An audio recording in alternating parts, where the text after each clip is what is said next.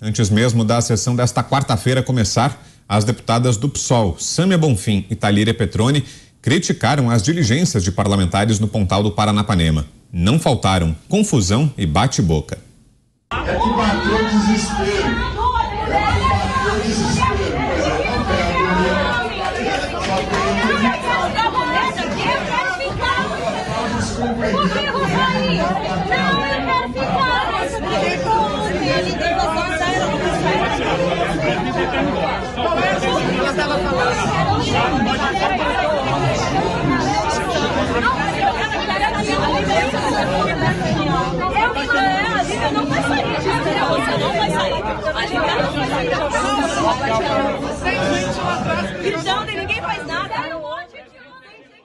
Convidado de hoje, o governador de Goiás fez declarações importantes. Em uma delas, Ronaldo Caiado associou o MST ao narcotráfico, gerando revolta da esquerda.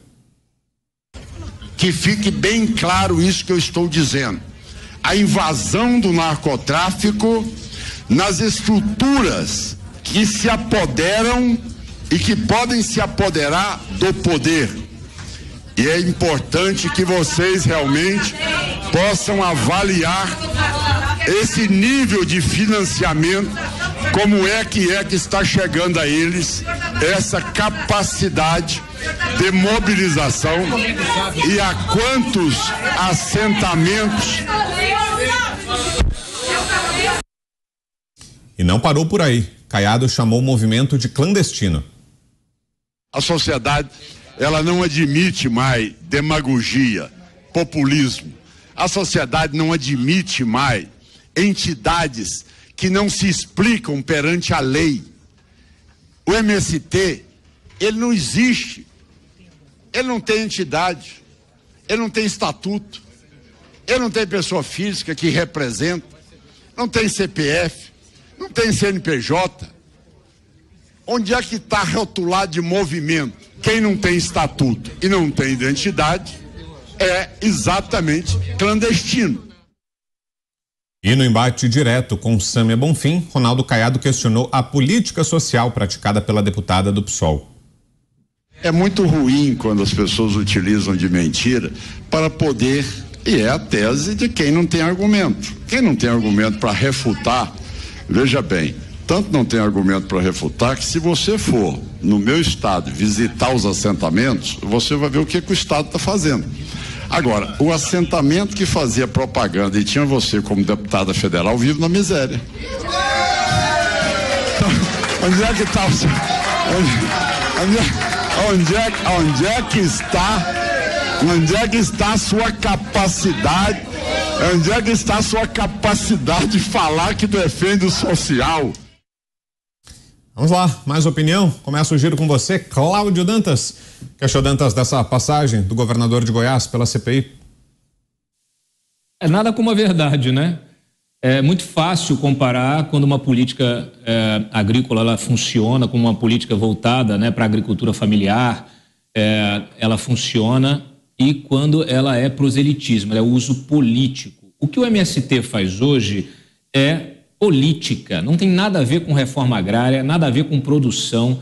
Poucos são os líderes do MST que ocupam alguma função executiva a cargo aí de alguma cooperativa de agricultores, e mesmo nessa função o que você tem é uma cooperativa que faz o quê? Recebe a produção de agricultores familiares, vários deles produtores que são a vida inteira e que acabam tendo de vender a sua produção para aquela cooperativa e passa a dominar uma região inteira e com acesso, em virtude justamente das suas relações políticas, com acesso a crédito, com acesso a mecanismos de financiamento e de comércio, com acesso à assessoria técnica, inclusive da Embrapa.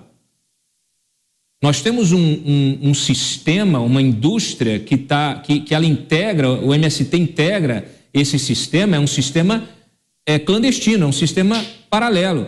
E é um sistema que, por muitos anos, ele também funcionou integrado à estrutura oficial. Quando você pega e faz uma leitura dos relatórios de auditoria do TCU, como eu fiz na semana passada, você percebe que o MST, o INCRA e toda essa estrutura, ela praticamente funciona como engrenagens de um mesmo motor.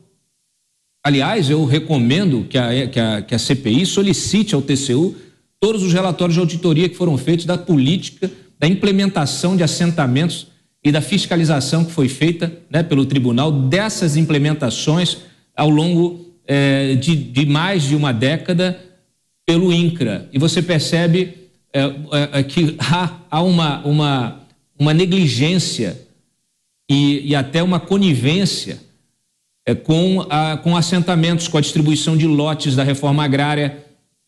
Por quê? Porque foram encontradas diversas irregularidades. Aliás, somadas as irregularidades do programa da reforma agrária na Amazônia Legal e do programa tradicional da reforma agrária no resto do país, as irregularidades identificadas pelo TCU sugerem aí um prejuízo de mais de 5 bilhões de reais.